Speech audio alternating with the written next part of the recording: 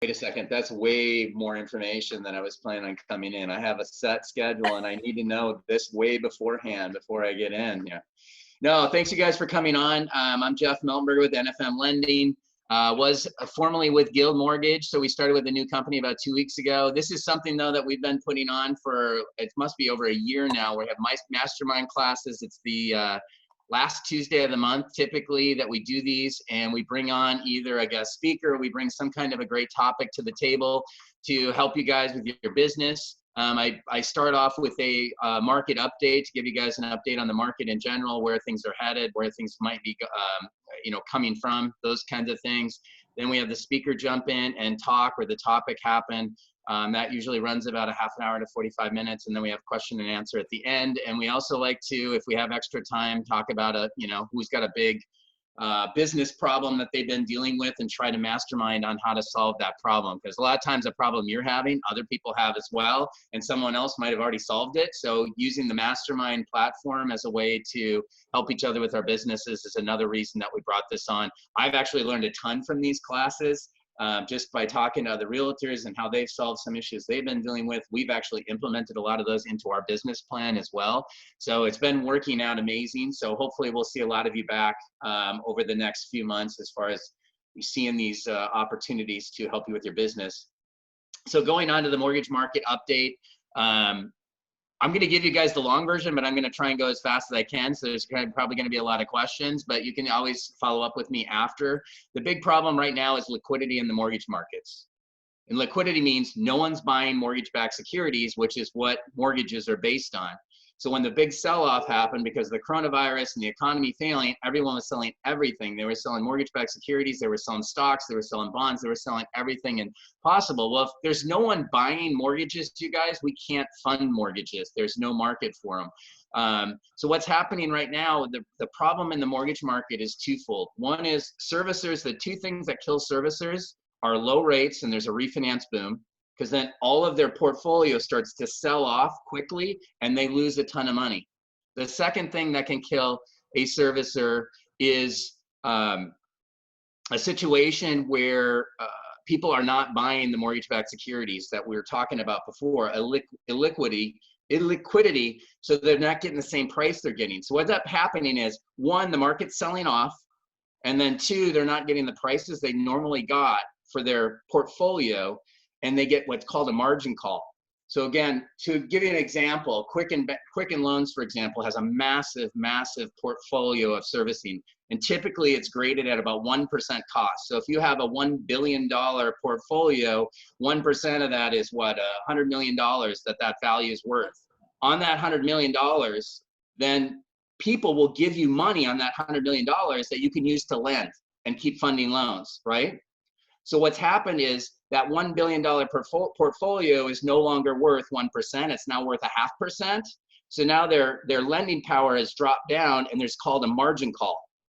So basically the banks are saying the value of your portfolio is shrunk, so we need you to pay back this other $500 million that you're using that we're not allowing you to use anymore. So not only are they getting sell-off from the refinance boom and they're losing money like a sieve that way, but they're also getting a margin call on their regular loan where they want to try and loan out more money. They can't loan out anymore, so they're stuck to the tune of they're losing billions of dollars. So Quicken Loans last week on Thursday, might have been Thursday I think it was, they called out to the federal government asking for a bailout and said they have about a week left to live, or they're going to file for bankruptcy. Quicken Loans is the largest non-bank mortgage company in the country. For them to get into that kind of situation that fast, literally it took 2 weeks to drain off billions of dollars out of their portfolio. And now they're hurting where they can't even operate anymore. So that's the seriousness of what's going on in the mortgage business. So what's going to happen? Here's what they're going to do. And it's already starting to happen today. I've been calling this for probably a couple of days now, is the federal government has been pummeling money to the tunes of trillions of dollars into mortgage-backed securities like we were talking about before, to press rates down lower. When they buy it, they create their own demand, and demand means prices raise and rates go down, right? They go in opposite directions. So rates are super low. Well, now we have a refi boom. They're trying to stave off the refi boom. How do they do that? They stop buying mortgage-backed securities. the price has to go down to entice buyers and rates have to go up. So right now, I think you're going to see in the next month or so, you're going to see interest rates float up over 4% in the near term future, and try to slow down the refinance boom so that these banks and servicers can kind of catch up and get their balance sheet back in line so that they can continue lending. And then I think after a while, once they've solidified and the liquidity comes back into the market, you're going to see the Federal Reserve jump back in, start buying mortgage-backed securities again, pressing rates back down into the low threes once again, and then re-stimulating the entire economy based on the mortgage housing market, just like they did in 2008. The recovery in 2008 was based solely on stimulating the housing market to re-stimulate the entire economy. The same thing's going to happen here. It's just a different type of market with this illiquidity issue. They're going to have to raise rates initially, which will obviously slow down the housing market a little bit as far as, I don't know if people stop buying, but it'll certainly, you know, people won't qualify for as much, obviously. But I think time-wise, you're probably looking at about 3 to 6 months before we come out of this. If it happens that way, it could recover sooner, obviously. It could happen longer. Most of the experts are saying 4 to 6 months for recovery, meaning that interest rates have to go up, the market has to stabilize, and then eventually the market will come back down. And when I say market, I'm talking about interest rates, will come back down. The refinances will start again, but there'll be more liquidity in the market so that the refinances won't hurt it, and it'll re-stimulate the economy through the housing market. Hopefully I said that in a decent way that people could understand it, but it's so technical I can barely understand it. So if you don't understand it all, I mean, the bottom line is we're just in a very illiquid market. There's no one buying mortgage-backed securities, and it's causing a serious issue with mortgage companies right now. Now, NFM, the company I'm at, we don't do a lot of servicing. We do service our own loans, but we don't have the servicing portfolio of like a Quicken or a Guild. So our company is totally fine. We're not getting hit as hard as some of the other companies that are out there that have larger servicing portfolios. But where we see the hit is in interest rates are a little higher. Right now, I believe interest rates should be below 3%. Based on where the market is, where the bonds are sitting, interest rates should be below 3%. But right now, they're hovering around 3.5, 3.625 on a 30-year fixed conventional. And they're even slightly higher on FHA and VA. A whole nother market, FHA and VA loans, you guys, government loans, are not financeable very easily anymore.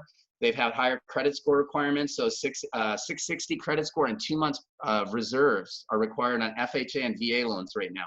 High balance loans, so those are loans over $510,400 in the city of King, in the counties of King, Pierce, and Snohomish. If you're going over $510,400, those loans are not pricing out. There's no liquidity in those markets. So I just quoted out a guy that was looking to buy a $900,000 fourplex on a VA loan. High balance because it's over $510,400. The rate was 3.625 with a cost of about $37,000 to lock the rate in. That was the best rate I could get for him that day.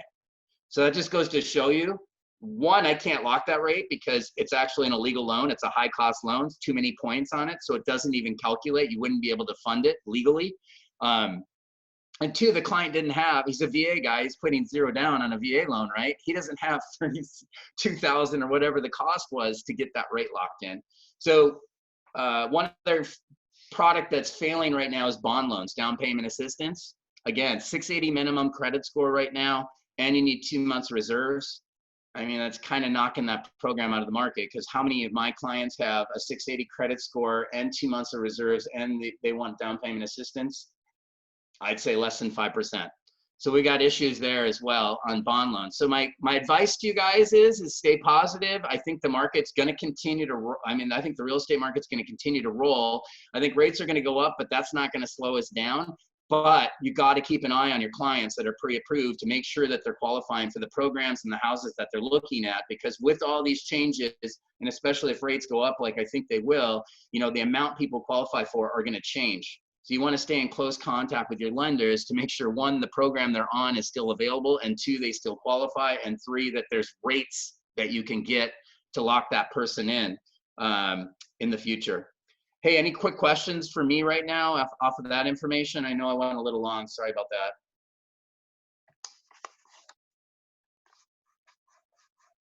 Well, thank goodness for you guys to just soak all that in. Thank you for the time. Well, now, without further ado, let's get to finding out why millennials are on our hit list, and we want to make them, we want to be in front of them. Sky, can you take over for me?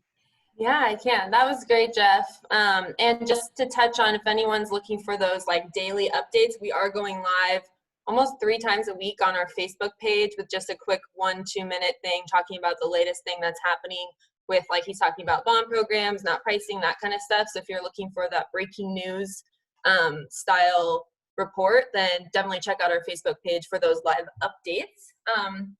So getting into catering our business to millennials, you may see my lovely fiance in the background trying to settle our puppy so that she doesn't make a bunch of noise while I'm talking, so sorry about that. So I found Kristin, the way I find a lot of our guests for this call, on social media. I saw one of her interviews about 2 years ago now, when I first started. Can you guys hear me? Can you hear me? Sorry, this Zoom thing kind of doesn't work sometimes. So I saw one of her interviews and I felt like her ideas and thoughts and what her and her company are doing were just right on the money when it comes to their biggest mission is to help kind of bridge the gap with underserved markets. And young people are one of those, believe it or not. And personally being one, I just resonated with so much of what she said, but I felt like even at the time that it was still a little progressive for even like our brands here on the Milton Berger team with, at the time, Guild Mortgage, and a lot that I was hearing in the real estate market. I think that millennials are a market that are a little bit misunderstood, and they're the brunt of a lot of jokes a lot of the time. And yeah, it can be funny because there's a lot of weird quirks to the way that we make decisions and the way that, you know, we operate in general. But I think what you'll find out today is there's a lot of power in this market. And if you don't figure out how to take your mindset from, oh, these people are a joke, to, oh, they actually are a huge part and a pivotal piece of my business moving forward and the success of my business, then you're going to miss the boat. And part of it is understanding how we make decisions, why we make decisions that way, and then how can you create a strategy around your brand to, again, bridge that gap. So super excited to have you, Kristin. I'll let you talk a little bit more about kind of your accolades. I mean, she's a renowned speaker all over. She charges a lot of money, so we're really excited to have her come on and just kind of give us some tidbits of knowledge today. So definitely use this time wisely, ask all your questions, and without further ado, Kristin Messerli. Great. Thank you so much for having me. And yeah, this is a great time to have these kinds of discussions. I absolutely loved hearing Jeff's explanation and want to follow you guys on Facebook now to catch those live updates. In the midst of all the craziness, I was actually planning to be back-to-back in conferences until August. And so I had even put my stuff in storage and wasn't living anywhere. I was going to be, you know, nomad for a while. And then all of this happened and it was like, you know, just craziness. And so I found an apartment real quick to spend some time in the social distancing world, but it is freezing in here. I'm in LA, so you'd think it'd be warm, but we have not gotten heating yet. So I have this little dog with me that is shivering next to me. And if you see me just like bundle up for a second, that's why. But yeah, really happy to join you guys. I'm loving these kinds of, it sounds like you've been doing these meetings for a long time, but a lot of people are starting to do this just with the social distancing happening. And it's a lot of fun to participate in that and be part of your team right now for a few minutes. So I will share my screen and talk through this topic for a little bit.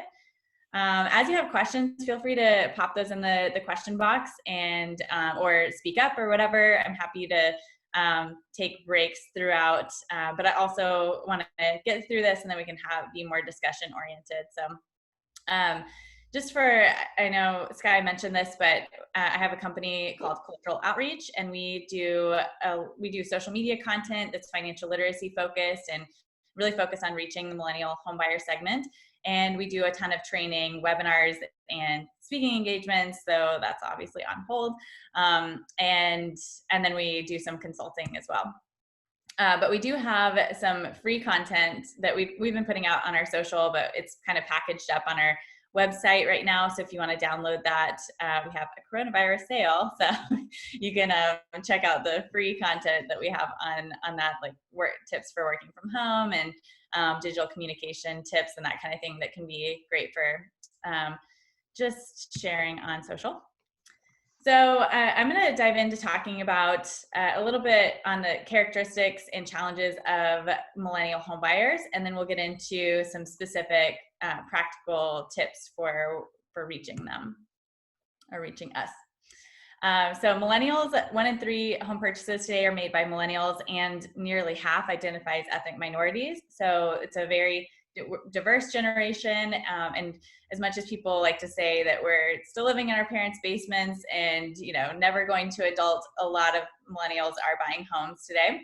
And also, I think a really interesting segment to think about is the single women homebuyer segment, which has significantly increased over the last decade.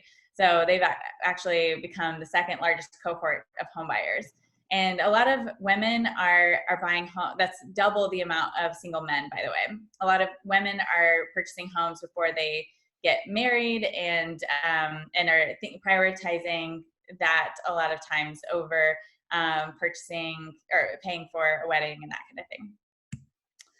So a few of the major traits and values of millennials, I don't think this will surprise you, but millennials tend to be very digital in terms of communication, tend to respond really well to quick text messages, and being able to have that kind of fast response. So convenience and efficiency are a high priority. But honestly, what's most important by far is access to information and total transparency. So millennials are a very distrusting population, and it sounds bad, but I think we've made a really interesting step in the way that we approach purchasing decisions generally. It used to be, before the internet and all of that, it used to be that we would approach a provider or professional and say, you're the professional, you tell me what to do, or you guide me through this. And now we're approaching saying, okay, you're the professional, I still want you to guide me through this, but ultimately I want to make the best decision for myself. And so it's really putting the consumer at the center of the transaction. And so we want more transparency. We want to be able to feel empowered as a consumer. If you think about how we make any other purchasing decision as a society generally, I mean, we are going on Amazon, especially as I was moving into this apartment, I was thinking, man, I'm just like ordering everything on Amazon right now, because I don't want to interact with anyone. And it's just every time you go to make a purchase, you compare products, you look at customer reviews, and then you expect it to be delivered in a couple days. And during this time, a lot of the stuff that I'm looking at purchasing is saying April 20th, and I'm like, what? How could this possibly take that long? And but it's because we've become very accustomed to that quick on-demand experience. And most importantly, we expect to be able to have quick communication with a professional. When I was buying a pair of shoes on Nike.com, and I chatted with a customer service rep at like 11 p.m. and they quickly responded, and it was just a easy experience. And obviously that's for a pair of shoes, but when you go to make the biggest purchase of your life, that's a really big, you expect to be able to communicate with someone quickly. You expect to be able to, just have access to information, be able to see what's happening in the transaction. When I buy a pizza from Domino's, which I try not to do, but you can track when the pepperoni is placed on that pizza. Like, everything is fully transparent in a lot of other purchasing experiences. And again, when you're making the biggest financial decision of your life, you really want that experience to be transparent. So the reason I'm pushing that so hard is I think that's really critical when we're thinking about a population that is very distrusting and skeptical, particularly when it comes to home buying. So I'll talk more about that here in a second. Homeownership has declined in young adults. It's decreased significantly since the time of baby boomers, and I'll talk through a few of the barriers. But again, I think trust is the biggest barrier. 92% of millennials say that they don't trust banks, and over half have no one to turn to for financial advice. I think that in and of itself is just a stat to really soak in.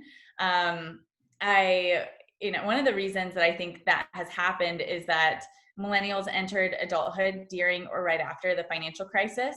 And so, the lens that we're looking through when it comes to home buying or financial services is one of like fear, and so I published an article in Housing Wire a few weeks ago on the topic of using well, first I'll say, before I started my business, I was a social worker, and I worked primarily in underserved markets, doing housing related and financial related services. And so I was drawing on my experience there, where we used a model called trauma-informed care, where you're thinking about, how do I build trust with traumatized populations, which is the ones that I was working with mostly. But I started thinking about this recently, how if a consumer has experienced something traumatic or just something high stress, like if you're entering adulthood during a time of very high stress around housing and finance, or that's been something that you've experienced your whole life, depending on how you've grown up or whatever, that is going to be, there's going to be a sense of fear, and this model is going to be really applicable. So I don't have this in the presentation, but I want to cover the 5 tenets of the trauma-informed care model, because I think it's really relevant here. Number 1 is safety. So creating a sense of safety, psychological safety, as you're working with this population. 2 is transparency. So again, just really setting the groundwork with every new customer, having a video meeting where you're talking through, this is what the home buying process looks like. This is what it looks like to work with me. Here's, information for you to do further research, which brings us to number 3, which is choice. So having, being able to see my options and be able to make a clear decision for me. 4th is collaboration.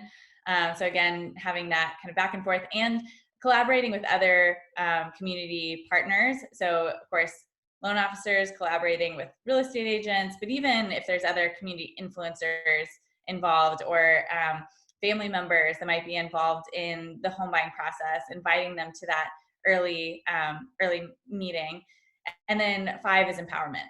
So empowering your consumers to, again, feel confident in their decision making. So a few of the barriers to home buying are savings and credit, with an average credit score of 665. That is really rough when we're thinking about the FHA guidelines, updated guidelines that Jeff was talking about, as a minimum of 660, I think is what he said. So, and that is lower than previous generations. So I think having some guidance around how to improve your credit score and all that kind of stuff. And then of course, affordability has really gone through the roof. So let's see. Okay. So as I mentioned, housing prices have increased a lot, nearly 40% in the last 30 years, which is a lot more than wage increases. Also, one thing I'll mention, I don't think I talked about this, but in a later slide, but millennials are also much more likely to be freelancers. I think the stat is 1 in 4. It's either 1 in 3 or 1 in 4 millennials are freelancers or gig workers. So that complicates things a little bit further as well. And then growth in student loan debt doubled in the last 20 years. So that's pretty significant. There is a really cool company or organization that I just found out about recently. You guys may all know about this, but they're a startup called Savvy. I think it's spelled SAVI, but if you search Savvy student loan debt, you can find this. It's a kind of one-stop shop for student loan debt forgiveness programs. And so if you type in your information, if someone has student loan debt, it will automatically apply that person, or it'll find out if they qualify for any student loan debt programs, and then it will automatically apply them for all those programs. So a lot of times we're about to develop a partnership with them, because a lot of times, someone may qualify as soon as they go through that, which is really incredible. Okay, and then what I think is the biggest barrier, honestly, to reaching millennials is a lack of education. As I mentioned before in that previous stat about nearly half have no one to turn to for financial advice. That's a huge deal.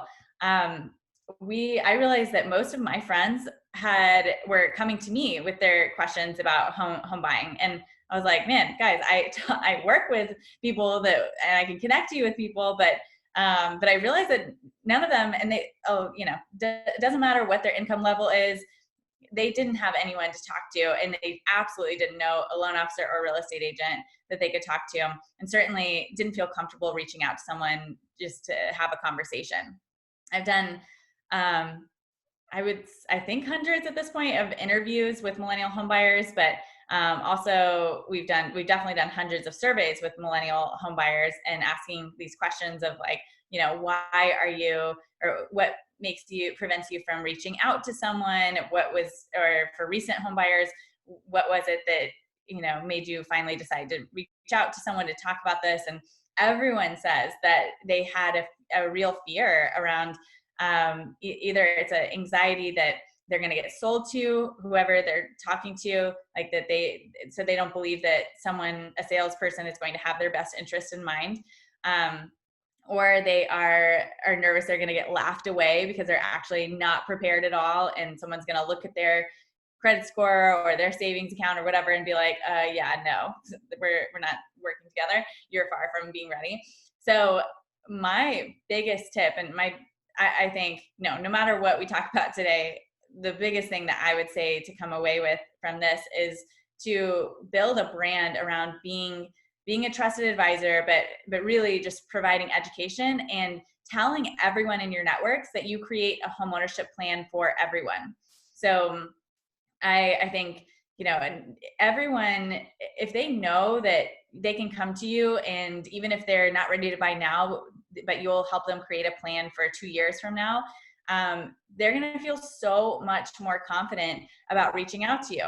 And the more personalized that your social media presence is and your, community presence, the more likely someone's going to feel like they can trust you as a person. And so I just think putting education out there and saying that you're available and accessible to create a plan, no matter where they're at in that process. A lot of people qualify and just have no idea that they could have qualified.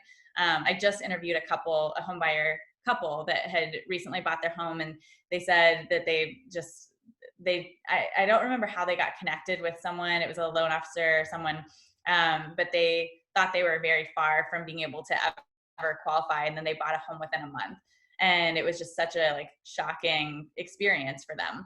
And even I bought a home when I was 22 on a social worker's salary. I thought as a social worker, no way I was going to be able to buy a home. And my dad was in the mortgage business, thankfully, and he was like, no, you can definitely buy a home now. So just getting the word out there, providing education, I think is the most important thing. Okay, so I'm going to do a little quick overview on how millennials think about wealth building, because I think that context is really important. And then I'll give just a few tips in addition to what we've talked about so far. I do want to double check here. I keep seeing chat things come through, but then can't check them. Sky, do we have any questions that we want to chat about? Oh, no. Not at the moment. Everyone's just agreeing with you. So great. Okay. So far, if you guys do have questions, I'll monitor and I can periodically pop in. Hey, Kristin, too, on that whole thing about not knowing the financial side of things. I mean, there was a study done, and I don't have the study in front of me. I mean, it was something I read in the past, and it was on millennials, and it said something like 43% of millennials thought they were in a position where they could afford a house payment and buy a house. But when they dug deeper on why they weren't buying, because it was also they weren't buying, it's like 50% of that 43% thought you needed 20% down to buy a house. Exactly. It's crazy misinformation that's out there in the marketplace that we need to be that person. And because of that 2008 meltdown, that's where they got that info. Oh, you cut out there in the end, but yeah, I completely agree. I think that that's one of the biggest myths out there is that you have to put 20% down. Even still, we put out a ton of education about that, and I feel like all of my friends still are like, well, I don't have 20% yet. And I'm like, no, that's not what you need to have. So yeah. a big one. Okay, so state of millennial money. Millennials are entering adulthood with a lot of times with student loan debt, high housing costs, and still a little bit of recovery. I think more so psychologically, just thinking about where they were in that recession. And we already talked about living through the financial crisis, and it's really interesting to think about what will happen to consumers after this. I mean, this recession that we're going into or potentially going into, and the experience of fear and high stress that consumers are experiencing currently, I think will shape the future consumer patterns as well, buying patterns. So it's something to think about. How can you create a sense of safety and trust during this time for your network? I think that will create long-term dividends for not only your network, but also for your business as well. So generational attitudes, differences in attitudes and preferences towards money. Here we go. There's that stat. 1 in 3 millennials are freelancers. So their definition of traditional work is a little bit different, or traditional life path. They have a strong desire for meaningful work and not so much thinking about the 9-to-5 lifestyle. They want to be able to have flexibility in their life, and often willing to work more hours than the traditional hours, but want the flexibility there. Okay. And then there's a lot of conflicting research out there, so take this with a grain of salt. I just read something that said opposite of this, but there is research indicating that millennials are saving more than previous generations. 3 out of every 5, according to this Bloomberg study, reported saving money, which is significant. And then investing is really interesting because millennials are often thinking about homeownership as an investment. And so I think it's important to understand how they're approaching investing as well. They are only 10% are investing in the stock market, and yet there's a huge rise in the use of robo-advisors. So I think, just understanding how easy, like robo-advisors like Wealthfront and Betterment and that kind of thing, Acorn has made it very easy for people to enter that kind of investing. So you can quickly connect your bank account and all that kind of stuff. So just the way that technology has created a sense of safety or approachability for consumers, I think is something to pay attention to in this industry. How can we create a sense of safety through technology or through our brand as well? And then lastly, in thinking about motivations and behaviors, a lot of millennials are thinking about buying a home as an investment, either as an investment, like they want to live somewhere else, such as living in a particular location that doesn't make sense to buy in, or they are wanting to rent a room on Airbnb, something like that. They also want to have a place of their own. This is coming from a survey that we did with a few hundred millennials. I think it was 500. And so having something of their own was important. They did indicate that having homeownership could come before marriage. And again, that there's a huge gap in the education and home buying. Okay. So lastly, I'll touch on a few just a few tips, and then we can open it for discussion. One, we've already talked about probably all of these, but number one, most importantly, provide education. Be active in your social media networks with education and resources. Be known as someone that, you don't have to provide like corporate level education content, though that's fine too, but really put your voice around it and become known as the expert in your network. Very similar to what it sounds like Sky is doing and your team, in being someone that can be trusted around providing these types of updates. Building a personal brand on social media. I think it's great to really use things like stories, Facebook and Instagram stories, where you can be seen by, can be seen by your community in your day-to-day life. It allows people to kind of get to know you as a person rather than you as a corporate brand or a business. And again, with a group that it needs to build trust, where they need to know you as a person, then those types of that type of presence on social media becomes really helpful. And then be responsive. One of the best ways to retain a lead is to respond right away with a text message. When I was putting my home up for sale, I posted my home on Zillow, and I got a million responses or phone calls. My phone was just going off the hook. And part of me just wanted to know what that experience was like by doing that.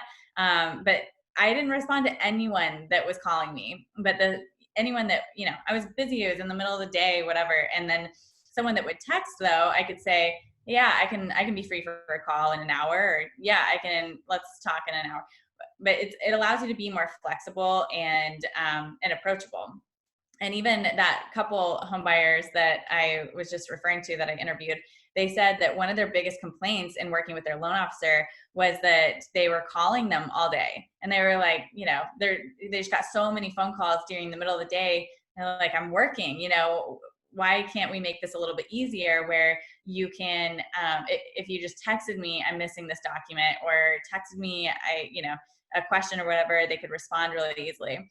I'm not saying that that is the only thing to do. I think that, no, I don't have it in here, but I think having a video, using text as a channel to other forms of communication is what's most important. And even like if someone has a question and they text it to you, and then it requires a longer response and you don't really have time, just as soon as possible, texting back and saying, hey, let me get back with you in a few minutes, or let me get back with you later today. Something that just tells the consumer, okay, yeah, you got this, you heard me and you're on it, I can chill out now, and it just, like, we've got a lot of anxiety in such a big purchase, and that puts us at ease. So, but I think it's great to get on video as much as possible. So when you are setting up, especially an initial meeting or anything big that you need to discuss, like if I know a lot of title companies right now are requiring that you are in a closing for less than 30 minutes. And so, or you're just doing a digital closing or whatever, just make sure that you are you review all of that in advance over video so that you can have time to communicate, and they ask questions, and doing all of that over video, this initial meeting and the closing meeting, allows you to build relationship with them and feel a sense of trust, because we do naturally build trust with people when we look eye to eye. And so that's why I think, that the combination of responsiveness over text and communicating over video is a really important structure to have in your sales process. And then lastly, just want to do a shout out for celebrating closings, because I think it's easy to forget what a big moment this is. I mean, for me, sitting at the closing table is still one of the top most memorable moments of my life. And my real estate agent shared that with me, and I took a photo, or he took a photo of me, and I shared it on Facebook and tagged him in it. It's a big opportunity to just like send a bottle of champagne, something that is memorable, or that you are sharing in a memorable moment with them.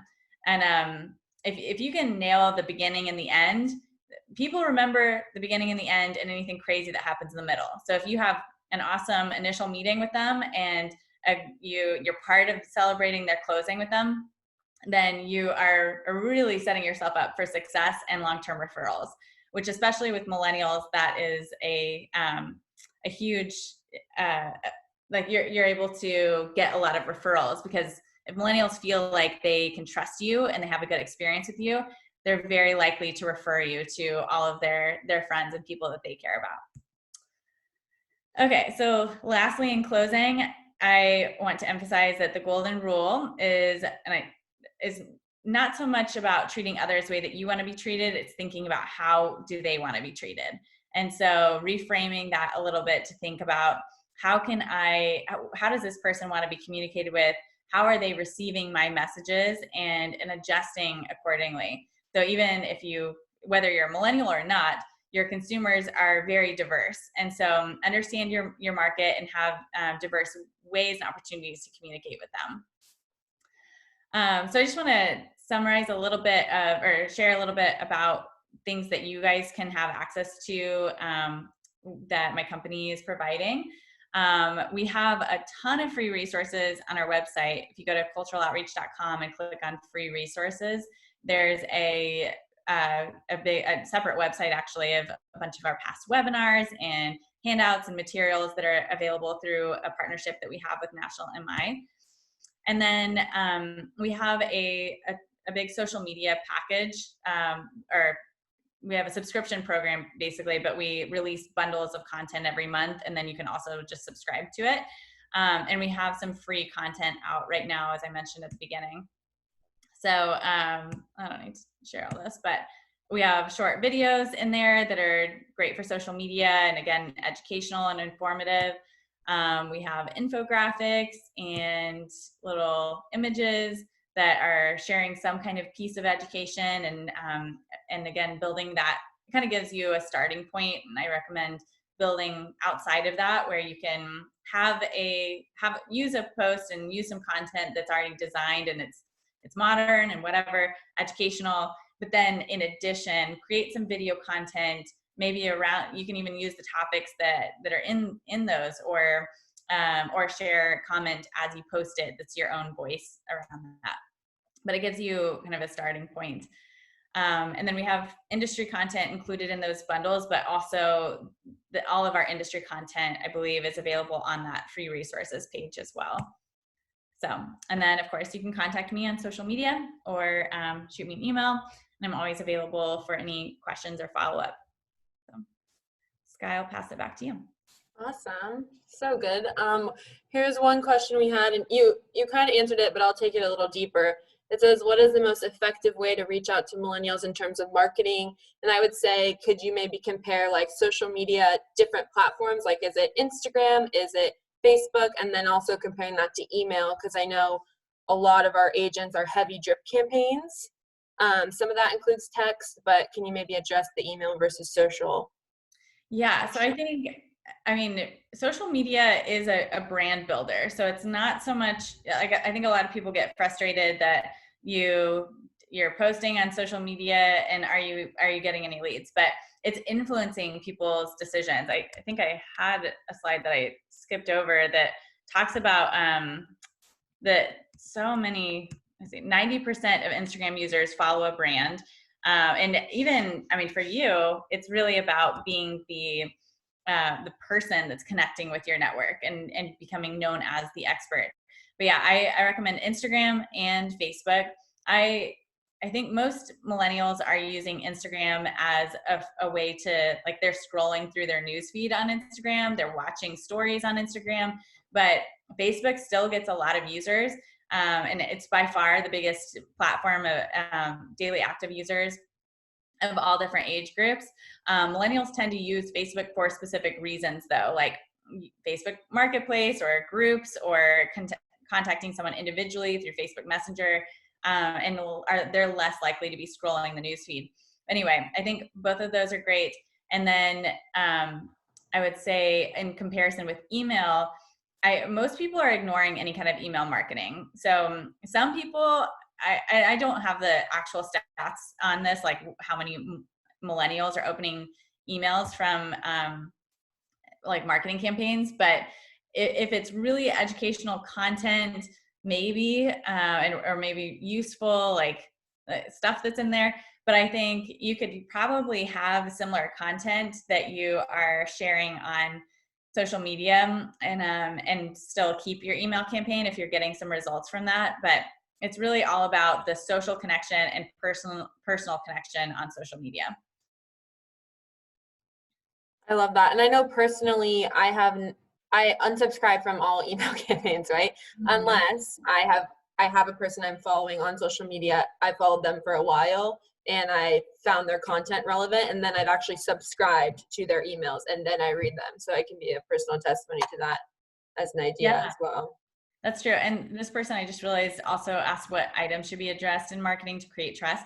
So on that note, the type of content that people are going to subscribe to or follow are going to be educational and empowering. So it can't be too much, can't be too overwhelming, but sharing, tips to, tips for every home buyer, or how to improve your credit score, or even outside of that, like just financial advice, financial wellness generally.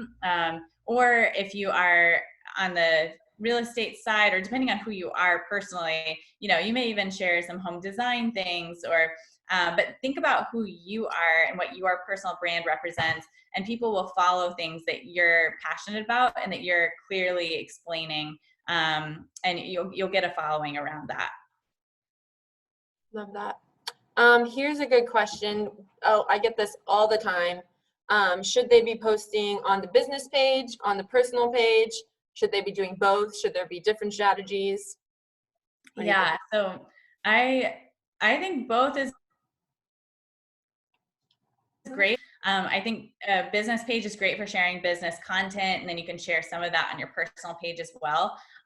Not all of it. Don't share all of it on your personal page, but people are doing business with you because they like you and they trust you. So you try, like a lot of people try to keep everything separate and just have their clients and partners and whatever on their business page, but it just doesn't work. Like, people don't care so much about the corporate image. They care a lot more about who personally they're following and who they're building a relationship with. Like, even the real estate agent that I used, I ended up sending him business because I liked him and I wanted him to do well, but I would see his kids pop up on my newsfeed sometimes, and it would remind me, oh yeah, I have a friend buying a home, I need to send them to this person. So it's not so much, it's more about the relationship, and the more that you feel connected to someone personally, the more awkward it would feel to send someone to someone else, or to go to someone else for their business.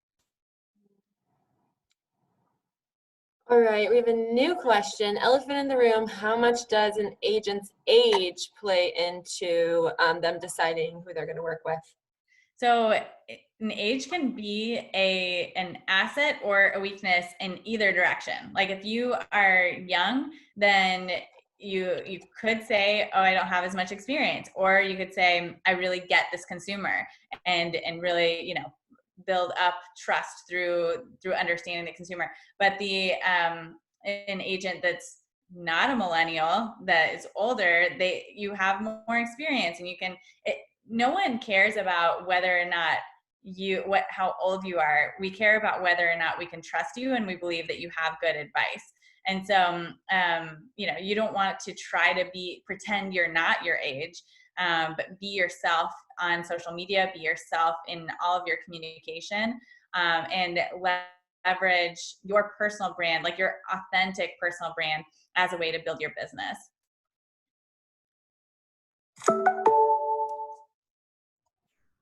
I love that one. Do you have any more questions? Are you guys all muted? Like on my end, or are you muted by choice?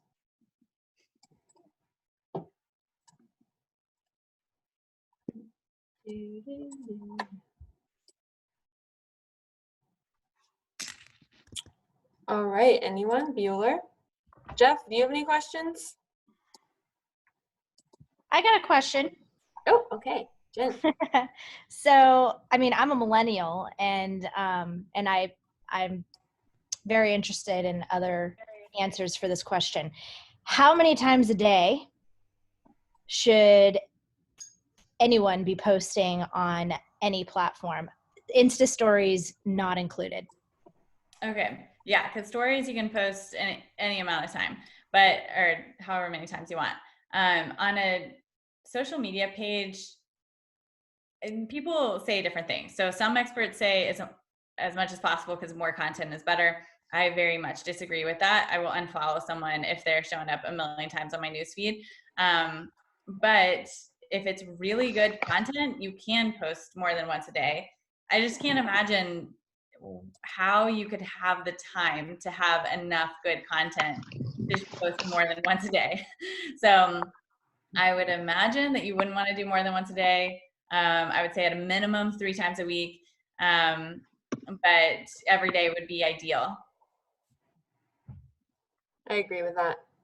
So do I. I think that for the only times that I've ever posted twice in a day, I've done something substantial earlier in the day. So that rotates throughout the feed. And then I'll do something of fun or fun fact or like an interior design, you know, something interesting like late in the evening that would cause engagement, more engagement. Okay, that's so good. And that's a good point that you bring up. It's the variety of types of content too. Like if you post a fun fact or an infographic or something that's like educational, and then you post something like home design or a photo of you at an open house or whatever, you know, that's a very different type of piece of content that you can definitely share both of those in the same day.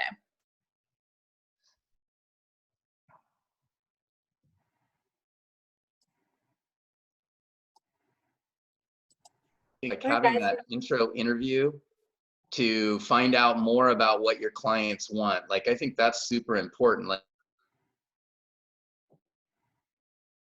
Oh, you froze. Oh no. Love that background though. right now? You froze. Oh, I'm frozen. Yeah, we can hear you now. It might, Oh, the green okay. screen might be taking up too much bandwidth. Is that what it is? I moved location, so I kind of like this one here, so I can change it though. But anyways, what I was saying is you just want to find out what your clients want. Like I think millennials, just like anybody else, they want to know that one, it's going to be an exciting process. I always start it when I talk to a client, like the first thing is like, oh my God, I'm super excited to be working with you. Buying a home is like the best experience.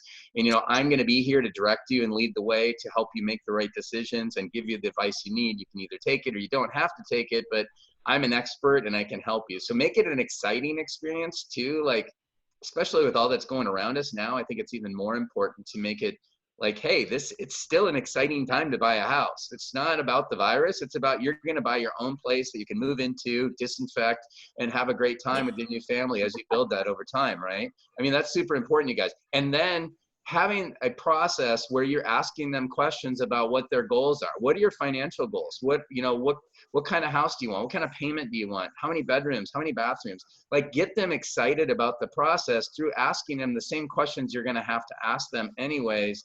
And I think what happens, like, I hear this all the time, especially with lenders, is like, oh, you want to buy a house? Cool. Go to my website and apply online. Yeah. Like, I never do that because I want to talk to them first and get that rapport established and go through the process with them and tell them, hey, I'm excited to be working with you. Have you been looking at homes at all online? What are you thinking for down payment? You know, what have you heard out there in the market? You know, get feedback from them so you can kind of redirect your proposition to help them buy houses based on what they're looking for, and even keep a profile.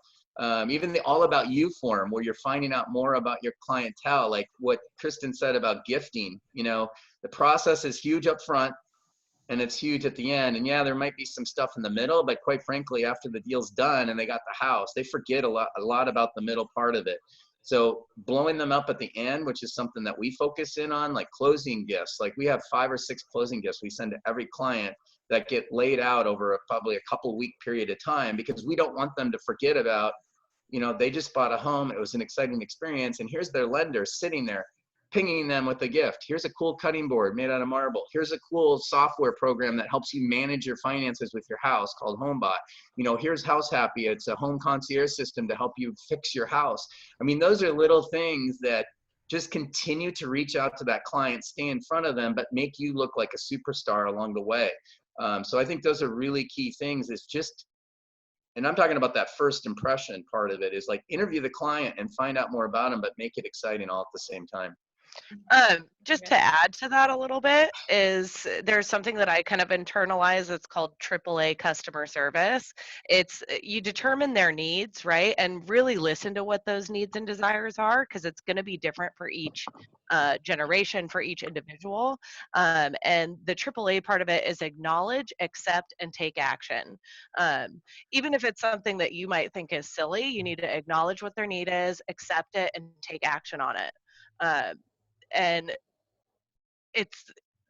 there's going to be a variable level of that with each person. Some people are really relaxed and some people are really high strung, but if they feel like you totally are listening to what they need and how they want to make their decisions, then you'll have a customer for life.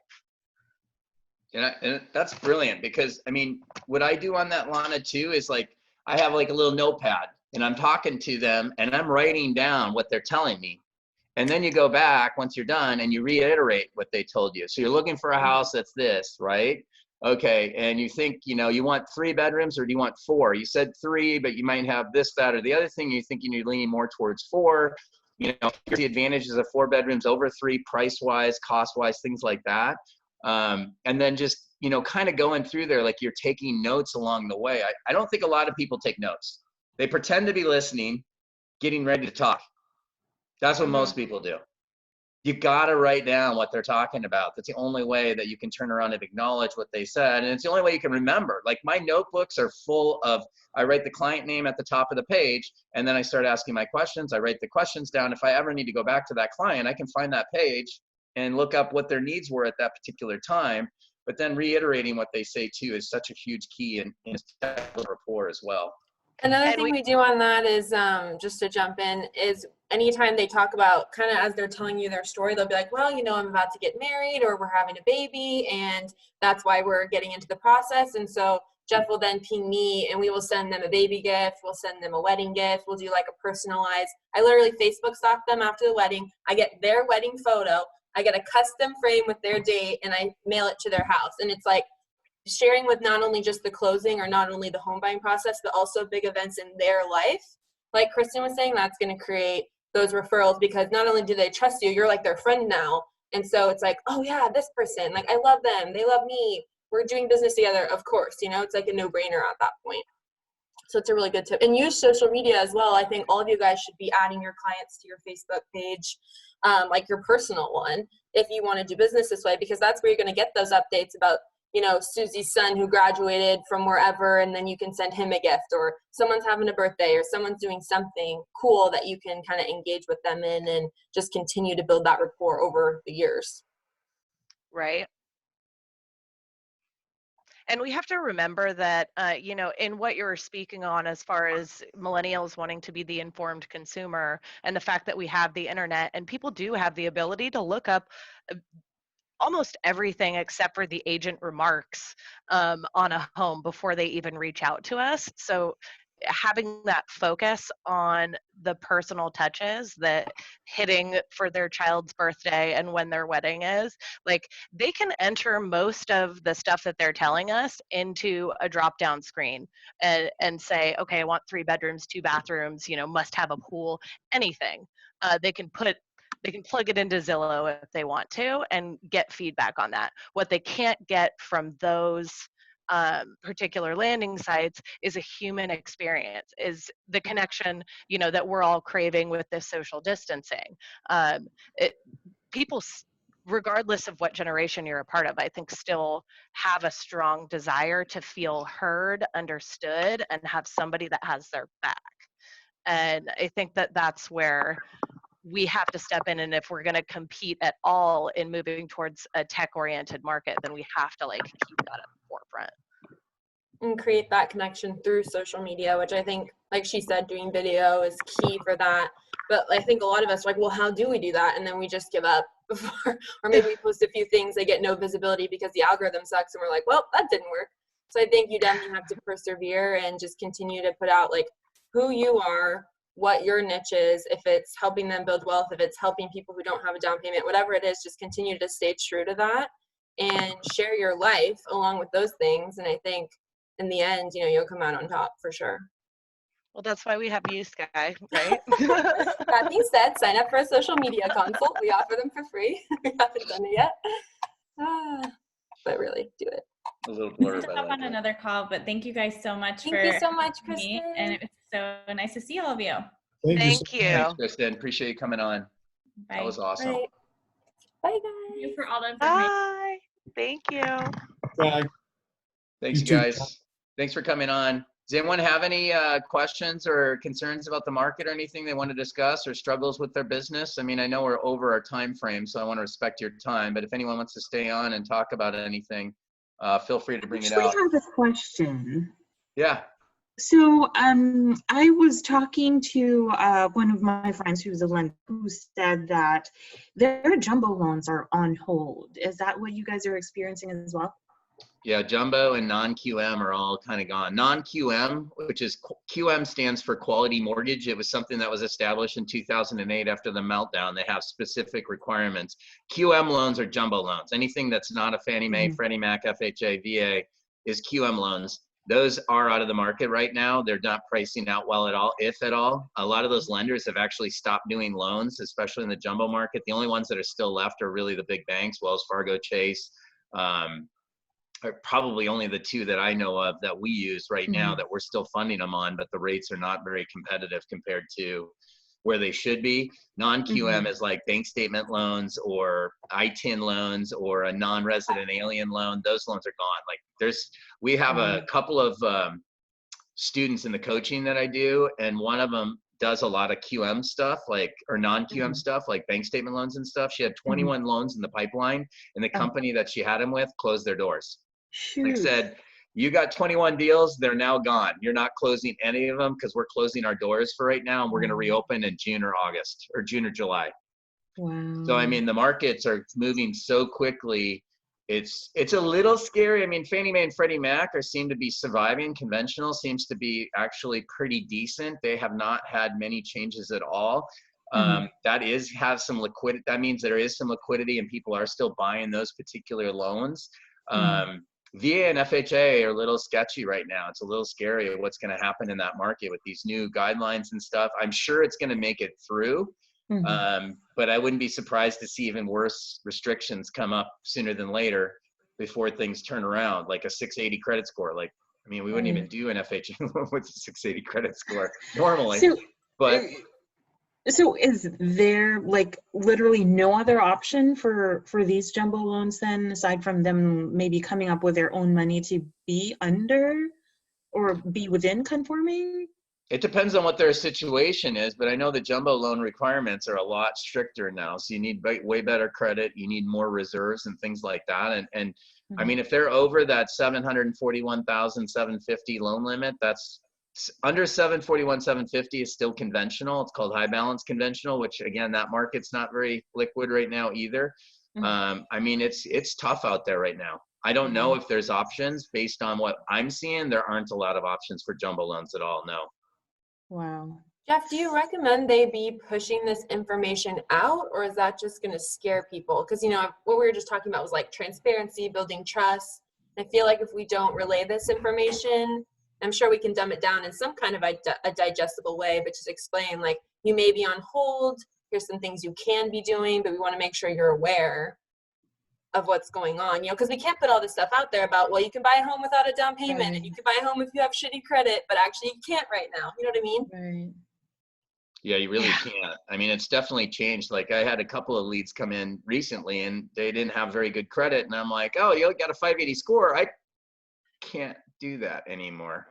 I mean, it's like I have to change my entire spiel now with all these people that are trying to buy. But I think you got to swing it in a positive way. You got to say, this is just a short-term situation with the markets right now. The markets just need to settle down. It could take anywhere from 1 month or 1 day. I mean, literally, could be tomorrow that things start to turn around. But more than likely, we're in a 4 to 6 month change.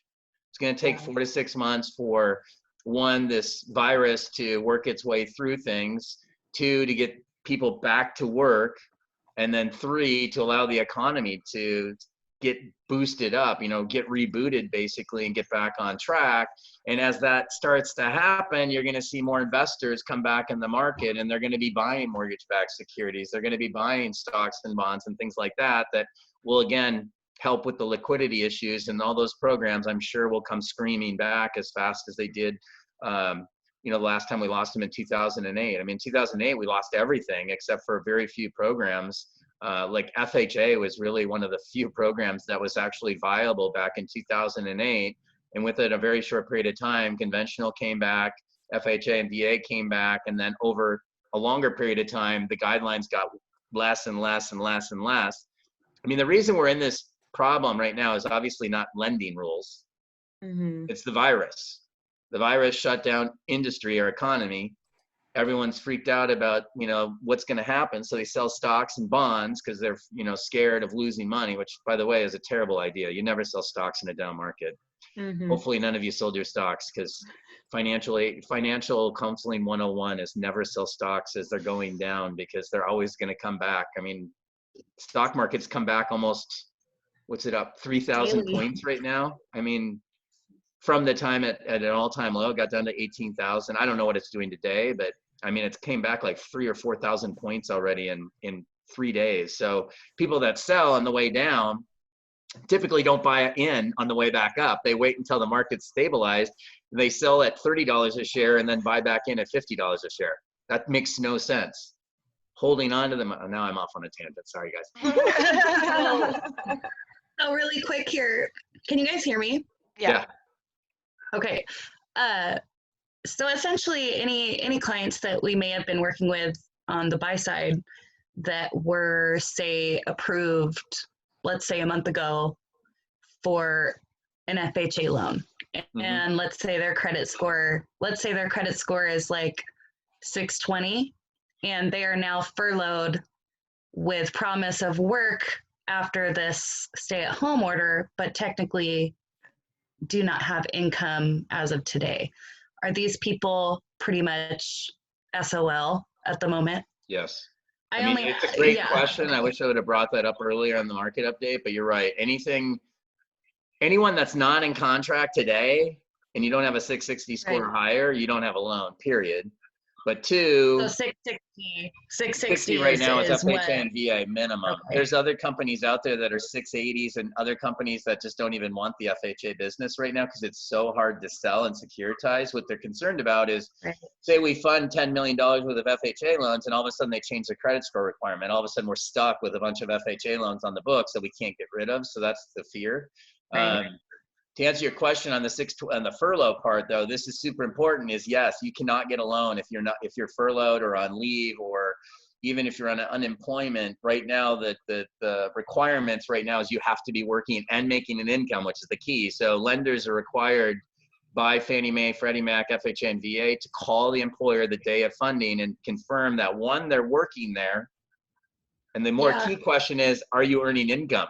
Because a lot of people are still at their jobs, they're just laid off, but I don't even know what the terminology is. You know what I'm saying? They're working, but they're not. And so if we call, the old way of doing it is, hey, do they still work there? Yeah, they still work there. Okay, perfect. I mean, we could still make that call today, but now it's like, are they working there and are they actually earning income is the key, and are they making their hour? Like it's definitely tough.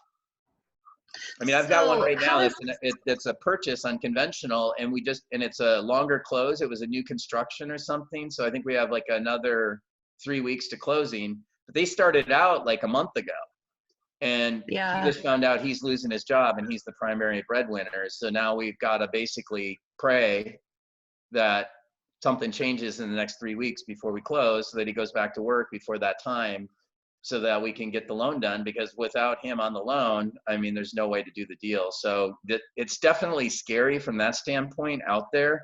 Our company, NFM, has been grandfathering people in. Like I've had several contracts come in even on Monday, and they were on bond program or even FHA loans, and they were able to grandfather them into underneath the 660 score or underneath the 780 or a 680 score on bond. Going off the old guidelines. So I think, there's some possibilities out there, but yeah, if you have a client that's been shopping and they haven't gotten into contract for like 2 weeks, 3 weeks, we need to relook at them. I'm sure we all have people in that situation. So my next question is, how is this, I would say about half the people that I've talked to are on hold because they, number one, are scared that they're going to lose their job, even though if they haven't yet, or number two, are furloughed or laid off. How will this affect their future, their future ability to be financed if they do have, say, a 2-month gap in pay? That could be huge. That's another great question. You're on fire today, Sarah. Wow. I'm freaking out. No. No, I know it is freaky right now. I agree with you. I mean, to answer your question, I mean, the scary part is if they have late payments, like in that 2-month furlough where they have no income and the income coming in from the federal government, if they fall late on their payments, their credit scores could go down dramatically and make them to a point where they don't qualify for several months. So, I mean, it is a scary situation from that standpoint. I mean, we're still working on people's credit. Like we had a couple that went into contract that were below the 660 and they didn't get grandfathered in because the 660 was like a hard date. And so we're in contract scrambling to do a rescore. This guy specifically had a 656 score, so he didn't have a 660. We were on bond, down payment assistance. He doesn't have a 680, and there's no way to get his scores up based on what I can tell to get him up to a 680. So I had to go back to him and say, hey, by the way, I need you to come up with 3.5% down, plus we need to do a rescore that's going to cost about $3,500 to pay a couple of credit cards down to get your scores up. And he's like, okay, let me see what I can do. And at the end of the day, he's put together the money he needs to come up with a down payment. And he's come up with the extra money to do the rescore, which we just paid down. And we just ordered the rescore today to get his scores over 660. So, I mean, we're still slapping loans together. We're still working with the clients. And in my opinion, what you guys should be selling right now is buying a house in the near future once the market comes around. I still think you should motivate them to come get pre-approved. I don't care if you're losing your job. Hey, that's fine. If you lose your job, you're going to get furloughed. You should still find out where you stand, because there's a lot of time we're doing a lot of work on people to get them ready to get in the perfect position to be ready to buy when the time comes. That time could be next month. It could be 2 months. It could be 4 months from now. But again, the pre-approval, I think people are worried about two things. One, they're worried about their credit being hit. And then two, they're worried about the pre-approval expiring before they're ready to buy. Well, the credit hit, we've talked about that before. I mean, the credit hit doesn't have much impact on their credit scores overall. And over a very short period of time, as long as they make their payments on time, their credit scores are going to come right back and go higher. And then on the part where the pre-approval letter is going to expire, I tell my clients the pre-approval letter is good for as long as it takes them to buy a house. And in my opinion, it is. I mean, the one thing that expires that we need to be concerned about is the credit expires after 4 months. But typically, if they have decent credit, we're not going to repull their credit in 4 months. We'd probably wait until they find a house they're really interested in and repull it at that time. That's someone that has like really good credit. Now, someone like you're talking about with a 620 credit score, we'd probably want to reach out to them around that 4-month period of time and say, hey, where are you at in the process? Hey, is it a good time to repull your credit? I mean, typically I'm doing a credit repair scenario. Even if they qualify, if they have lower scores, I'm still giving them ideas on how to improve their credit. I say, even if you don't find a house right away, maybe your credit scores will go up by 40 or 50 points and we can get a better program or a better loan or something like that. So we should train them to get into the process, start working on their credit, and be ready that, just think about this. As soon as the market comes back to an extent where people can jump into houses, what do you think is going to happen? They're going to jump in. Everyone's going to be out there looking at houses. So the people that are going to get waylaid are the people that waited to get pre-approved and waited for the market to come back. And again, this is financial advice. Remember, Kristin was just talking about how we got to be that expert. This is like expert advice, in my opinion. Like in any market, stocks, bonds, real estate, anything you're buying, a down market is a great time to buy. You just need to be in the right position to buy and take advantage of it. And that's where these people, that's kind of the knowledge you want to share with these people is, yeah, it's a great time to buy. Yeah, we can't get into houses, and yeah, there's not a lot of new houses coming on the market, but eventually there will be. And the people that are already pre-approved have step up on you. They're ready to jump in the second a house comes on the market. They're going to be out there looking, but because you're not pre-approved, we can't even get in. We can't go in the house because we don't know if you qualify. And another piece of advice to get them in is just on credit. Like, oh, I've got great credit. I checked it on Credit Karma. Well, hey, they use a different algorithm for mortgages. It's a different algorithm, not a Credit Karma algorithm. Your scores could be 20, 30, 50, 100 points lower than you think they are based on a mortgage algorithm. So now is the time to get pre-approved, get your credit pulled, make sure it's totally dialed in. If it's not dialed in, your lender will work with you to get the scores up to where you want to be. The last thing we want, and it happens all the freaking time, is do rescore while we're in contract. It's just adds so much more work to them and us and it may not work right away and things like that. So use the credit as a big motivator to get them to get into being pre-approved. Once they get pre-approved, then we can keep them between us and really get them motivated. And as soon as the market comes, you can get them out there. Okay, so this kind of goes into my last question. And with everything going on, and let's say we have a client that we know does not qualify credit-wise. Let's say they're, again, 610 or 612, somebody that could be FHA approved months ago, but no longer would be able to. What are some qualifying questions that you think we should kind of ask them before we send them over to you? Or do you just want us to give them all to you and you can do that? What do you want us to do with that? I mean, I think we need to talk to them first. I mean, I don't really want you guys to sit there and qualify someone because, I mean, you can. I mean, I just think we would like to talk to them as well and show them our financial prowess too and get in front of them and get them going. I mean, the best thing to do is trying to get them to apply so we can pull the credit. And then we'll either do our credit consult and get them dialed in on working on their credit, or we'll work the other way and say, look, we can get you pre-approved. Here's what your options are and go from there. I mean, I think a lot of people are like, you know, like they either think they need more money down or they think they're working on their credit. I mean, those are keys to me to get them over to us and get them into the process to find out what exactly they can do. They read stuff online, you guys, that's just not true. It's very generic, you know, 20% down advice versus, you know, there's so many programs out there that people can qualify for. I mean, right now, obviously there's not, but again, this is, I think, a short-term situation that will be resolved eventually as the virus starts to release its hold on the economy and we can get back to business as normal. As fast as the economy slowed down, I think there's tools in place where they can get it back up and rebooted pretty quickly as well. That's why I say that 4 to 6 months, you know, yeah, right, exactly. 4 to 6 months from now, we won't even be in the same situation. At least I hope. The markets hopefully will be recovered. We'll be doing the same loans we were doing before and everyone will be back to normal. I mean, that's the hope, obviously. So, I mean, that's what we got to be focused in on. We got to have hope, right? I mean, this is such a scary time right now that if all we do is talk about the negatives and that this, what if this never ends type of thing, I mean, then we get sucked into that negativity and that's never good for anybody, especially our clients. Sorry. Because of this, I think a lot of our clients are scared and asking these questions. So, you know, we got to thank you for, you know, helping keep me informed so I can answer it. And on that, my very last question, is there huge changes to people who are conventionally approved? Or is it's pretty much okay, standard? It's pretty much okay. Where you run into problems is high balance. So anything, a loan amount over $510,400, that does get a little sketchy up there. The pricing is not very good, even on conventional FHA or VA. So as long as you're under $510,400 not price, but loan amount, to be like a 535 or a 525 purchase price, FHA or conventional or VA. Well, VA is high balance, or I mean, VA zero down, so you want to be 510 or lower in VA.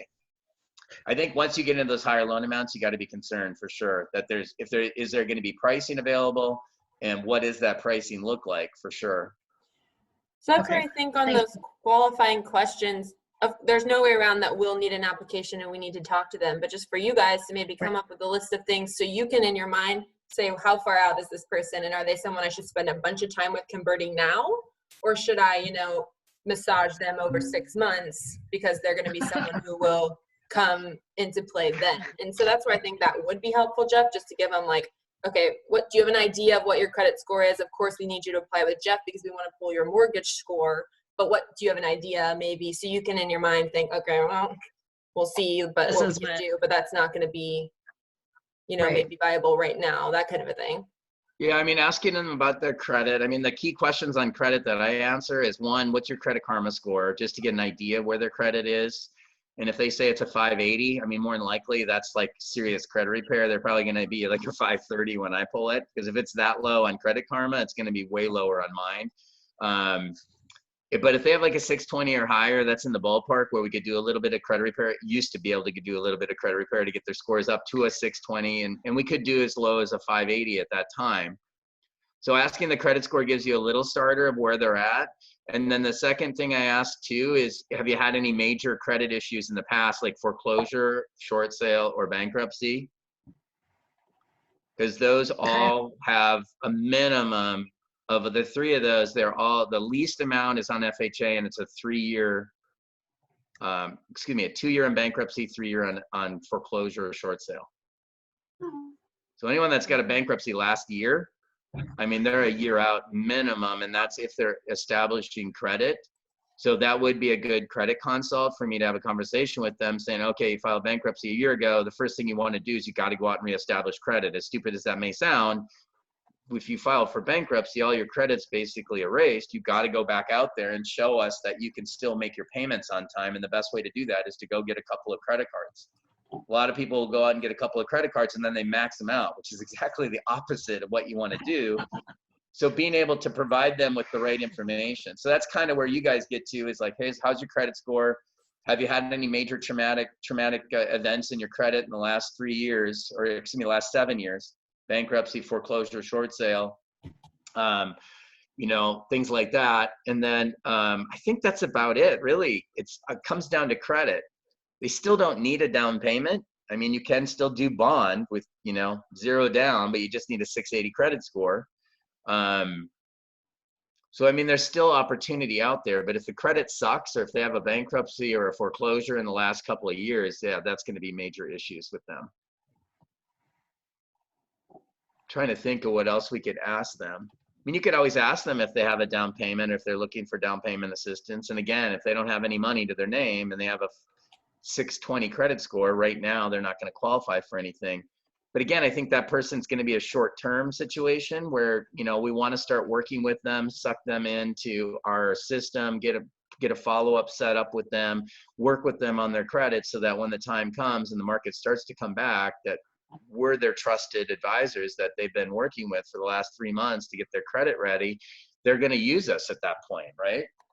So I think that's why you want to suck them in, ask the questions, make it an exciting thing to buy, and, you know, get them over to us and we'll help them with their credit, get them in the right range. We'll set follow-ups to stay in front of them through our credit drip campaigns and things like that. And then when the time comes, when the market starts to come back and these people are ready to buy, boom, now hopefully their credit scores are even higher than before, putting them maybe into a better category or a better loan program, which they're going to appreciate as well. And I mean, it'll be a no-brainer for them to want to work with us from there. All right, awesome, thank you. I've got some great slides too. There was a seminar, it was back in January or something. There were slides on the Seattle market as a whole, and talked about why buying in Seattle is a good time. I mean, even, you know, you got to take the virus out of that. That's just a weird situation, obviously. But looking at the Seattle market, you guys, these slides have some really good information that you can share with your clients that kind of pose the possibility that the Seattle market's one of the best markets to buy in the country. I use these slides in my buyer presentations when I'm talking to them, because a lot of buyers will say, do you think now's a good time to buy? Boom, I'll pull up these slides and say, here's one right here. Seattle market's the highest employment level of any city in the country. And then affordability index, Seattle's at about 50% affordability, which is where you want to be. Like a city like San Francisco, for example, is 9% affordability. Seattle's like 48% affordability. So still a ton of affordable homes out here based on the income levels that are in the market. Affordability is huge for you guys because you got to have people that can still afford to buy houses at a high level in order to support these high prices. Well, if we're at 48% affordability, you guys, that's a ton of buyers. You know, half the population can afford the prices in this area. That means prices can be sustained and potentially go up higher as well. So again, I'll send you those slides over to you guys so you can check them out and maybe use them yourself in you know, they're actually, someone took pictures of them off of a presentation and then posted them on Facebook, and I've used them ever since. I think it's got great information about the Seattle market to help people overcome the fact, should I buy now? Even though the market's slow, I think the economy will come back and we need to be out in front of it and be the first ones out there before everybody else does. All right, guys, I got to wrap this up. Great seeing you guys. Thanks so much for hanging out with us today. And if you guys have any questions or anything else, we can definitely get together again off of this call later on. Lana, I'll take a look at Daniel again and see where we're at with him and let you know. Thank you. See you Bye, guys. guys. Ciao. Bye. Have a good day. Thank you.